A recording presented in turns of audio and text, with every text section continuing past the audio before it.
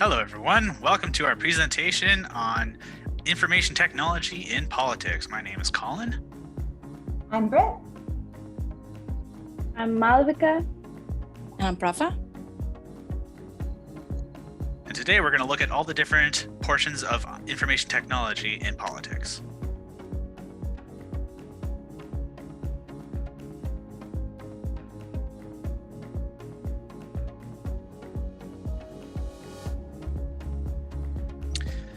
So to start off, information technology is technology that has been taking hold for decades in many different areas of our society, and politics is no different, really.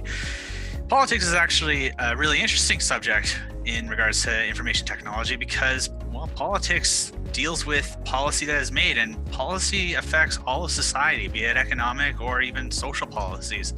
So it's very interesting to see what kind of effects that it's going to have, and it, depending on the different type of technology you're talking about, it helps or hinders politics in different ways. This could be from how they manage to store their data to maybe helping people become part of the conversation through social media. Either way, IT in politics is a force to be reckoned with, and it is here to stay.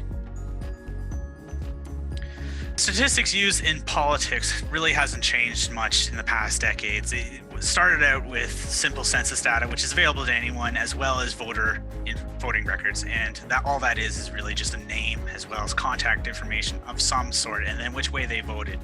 The political campaigns would then use that information to make generic pitches to the different areas depending on which way they lean to try and get more votes. Today, however, the data that they're using is much more robust. They are able to make advertisements and pitches much more individualistic and targeted to specific people, which really wasn't possible before. The information gathered is coming from analysts that drill up and down through the data and the different voting records to give detailed behavioral information from the agencies that collect this consumer data and then give it to the campaigns who buy it.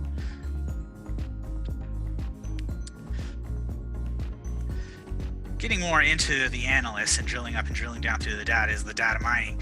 So what happens with the data mining is that they will get numerous different types of consumer data together, and along with the census data and along with the voting records, to try and get more detailed information about the voters that they're targeting. And with this information, they can tailor ads and pitches directly to individuals, which they weren't able to do before, and they can get more useful information out of it. Like, for example, they might know how much someone's willing to volunteer, or maybe how much they've donated before, to figure out who's the best people to target. So when it comes to this type of data acquisition, there's a couple different things that they can do. They can make databases, and typically these are going to be very focused ones, because the thing about this information when it comes to these different voters is that information on a particular riding is not exactly applicable to other ridings, and even if the ridings are adjacent to one another, it doesn't carry over very well. And with that is obviously the cost. A campaign can save money by focusing more on a broad aspect, but that's leaving some of that personal tailoring, into the guesswork, if you will, and is risking a little. So that would be the major hindrance to any campaign in regards to doing the data mining and the data storage, is the immense costs associated with it. Another concern would be that they also need to make sure that this data is very secure, because malicious agents and people who actually want that information as well, potentially other campaigns, might want to take that data. So that is yet another concern and another cost put on top of the campaigns wanting to use and get more useful information. Social media is a group of privately owned social networking sites where users can share personal information with other users. To be able to use this free service, users must agree to privacy terms that allow the platform to use their data for various purposes. Social media is a powerful tool at a politician's disposal. It allows politicians to share their views with their voter base on a day-to-day basis without having to call a press conference. It is cheap, and access to voter information and the behavior behavioristics gleaned from social media is not paralleled by other databases without exceptional investment. There are many benefits to social media use in politics, but there are some drawbacks too. Some positives would be direct contact with voters. Politicians or their delegates can speak directly with their constituents. They can know exactly where they stand in the polls and what to expect. Social media also benefits voters as it allows voters greater access to their politicians to voice concerns that may have only been available to lobbyists in Washington. Low advertising cost. The cost to run a targeted social media ad is a fraction of the cost to run a targeted television commercial, let alone many. Tailored messages to different audiences. Politicians can run multiple ads highlighting parts of their platforms that would benefit each individual geographic location, age group, or behavioristic psychographic group. Fundraising. Politicians can use social media platforms to easily share e-commerce websites to crowdsource funds for their campaign. Now the negatives. Too much information shared. Politicians can release too much information about themselves, or they can react too quickly to negativity and harm their campaigns. Past posts that politicians have made before they decided to run for office could become public and hinder their campaigns. We've seen negatives with Donald J. Trump, where he has released his information he's felt the need to share at 3 a.m. in the morning. There's also privacy concerns. Though each user of social media platforms signs an electronic privacy agreement allowing the use of their data, users do not fully comprehend the extent to which their information is being used and for what. We have seen a rise in politicians using social media for their political campaigns due to the benefits we just listed. The person responsible for the rise in political social media use will probably be the self-appointed king of social media, Donald J. Trump. Former President Trump and his team enlisted the help of Google, Facebook, and Twitter to create targeted advertisement towards voters. They created hundreds of thousands of Facebook ads with varying words, image colors, and even trial and error button color choices. These ads were programmed using the algorithms that Facebook helped create and allowed Trump to get his message to a wide range of audiences. Though Trump was able to win his 2016 campaign against Hillary Clinton, he was unsuccessful in his battle against Joe Biden in 2020. Clinton chose not to battle using social media, but Biden chose to harness its power. The Biden campaign worked with Democracy Works, who provided information to its partners like Facebook, and Facebook then released timely updates to voters. The push of this campaign was to get people to the polls. Social media also helped Biden's reputation among younger voters. Though there were still jokes about his age and tired Joe memes, go take a nap, social media allowed Biden to reach the younger demographic and present a better, very curated face to the public. So now I'll be talking about how technology is used in voting operations and in voting.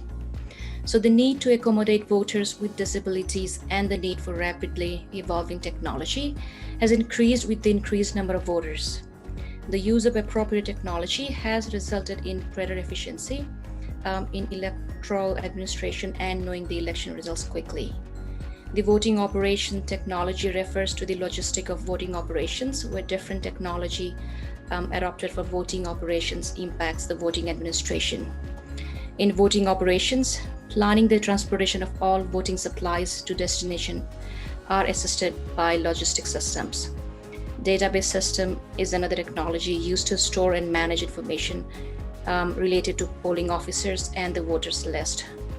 Inventory system software is used to control the storage of voting equipment and supplies, while GIS and database system helps to facilitate the identification of voting places and respective listings. Telephones, fax, computer, and printer networks are supported by communication systems. So different technology that assist voters to cast their votes are as follows. For voting identification and authentication, smart cards are used that record voters' personal information, biometric information, and database management system, which enables the recording, storage, and management of required voters' data.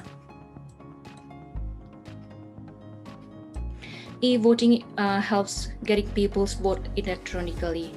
So the widely used electronic voting system includes punch card voting system, direct recording electronic system, optical scanning systems, and internet voting. Although the electronic voting machines and internet voting machines provide more accuracy, convenience, and accessibility for people with disabilities, it also suffers security breaches and results in substantial counting errors.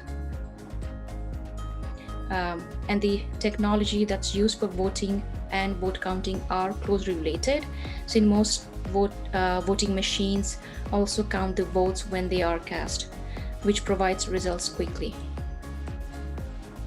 And for voting tabulation, computer or computer networks with the help of spreadsheets or some database management softwares are used. In some countries, the voting machines are connected to a central computer system through a secure local, regional, or national network where all the votes can be automatically tabulated at local, regional, and national level. E-commerce in politics.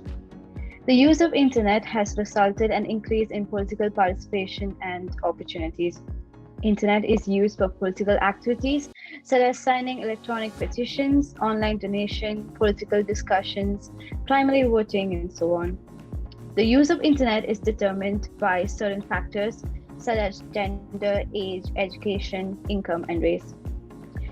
Skill and political motivation are two important factors that must be given consideration.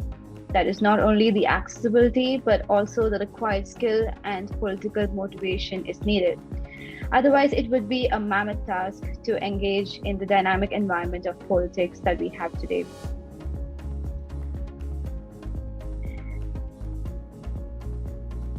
Digital divide.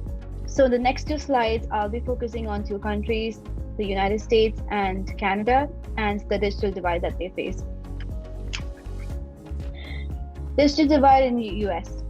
2016 US presidential elections shocked millions of Americans and the world due to its unexpected results, as most of the exit polls confirmed and predicted the winning of Hillary Clinton instead of Donald J. Trump.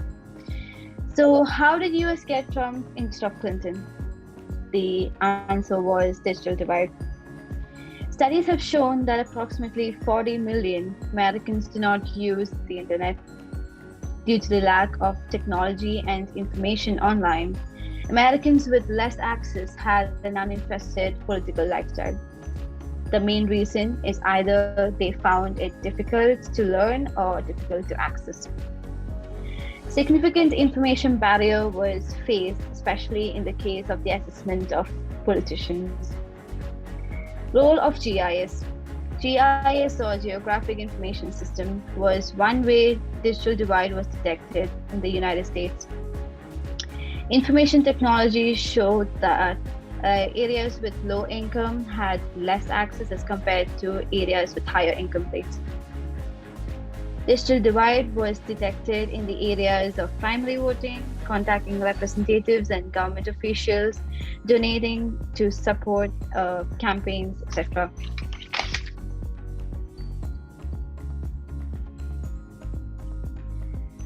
Digital divide in Canada. So here I'll be focusing on the Indigenous communities. Canadian history, its culture, and geography have created a digital divide between the urban and rural, Indigenous and non-Indigenous communities. Indigenous citizen participation in both federal and provincial elections is considered to be one of the lowest out of any social demographic groups in Canada.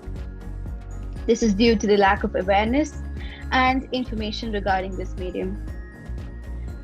First Nation leaders are concerned about the issue and are interested in internet voting in order to improve political participation. As a result, the government is trying to use online ballots instead of mail-in ballots in order to reduce the gap, as digital divide emerged to be a public policy issue in Canada. Thank you for watching our presentation on information technology in politics. We hope that you learned something from the video and you take something away from this. You learned about how the different types of information technology and how it affects and helps and or hinders political campaigns, and that you look to the future and keep in mind what this could potentially mean for our democracies as a whole in the future. Whether it's good or bad, it remains to be seen, but it's something to pay attention for sure. My name is Colin. Thanks for watching. Thank you. Thank you. Thank you.